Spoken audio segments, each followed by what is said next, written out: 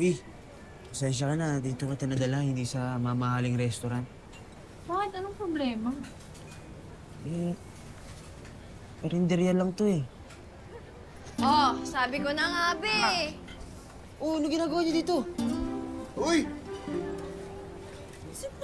Yan ah! Lola, nandito mo sila.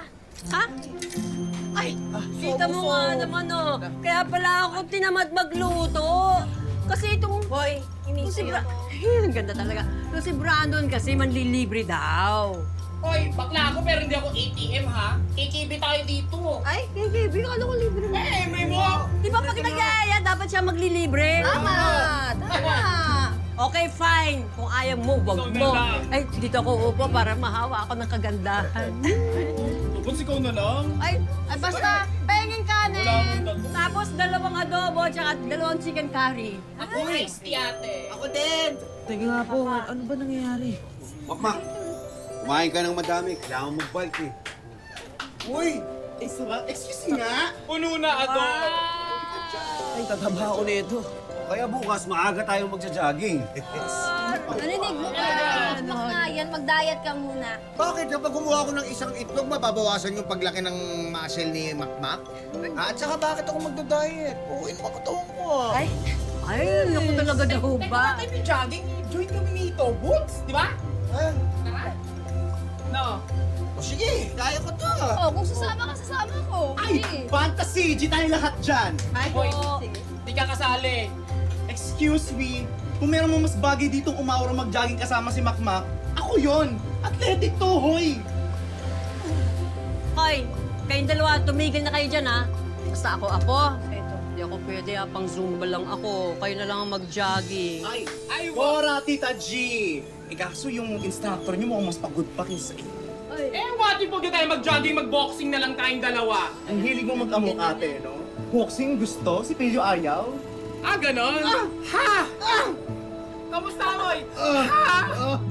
Ganun ba kalakas? Bye-bye! Sige. Oo.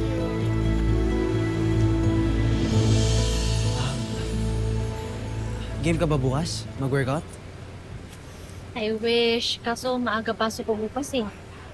Then, study group pa namin. Lapit na kasi midterms. Gets. Chloe, pasensya ka na ha. Yung date natin naging barangay assembly. Well, honestly, nag-enjoy ako. Oh? Talaga? Oh, yung ingay ba? Yung sabay-sabay nag-uusap, tapos walang natatapos na usapan kasi marami silang gustong i-share. Masaya lang.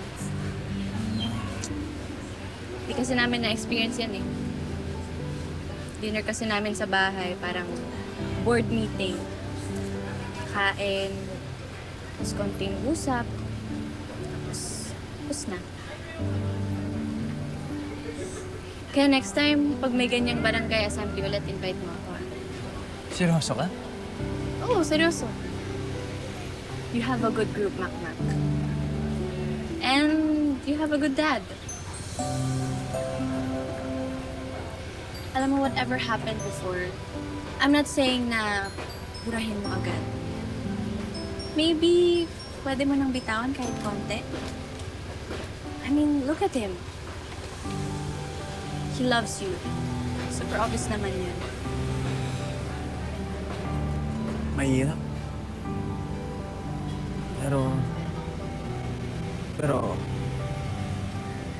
nakikita ko naman sinusubukan niya eh. Susubukan ko rin.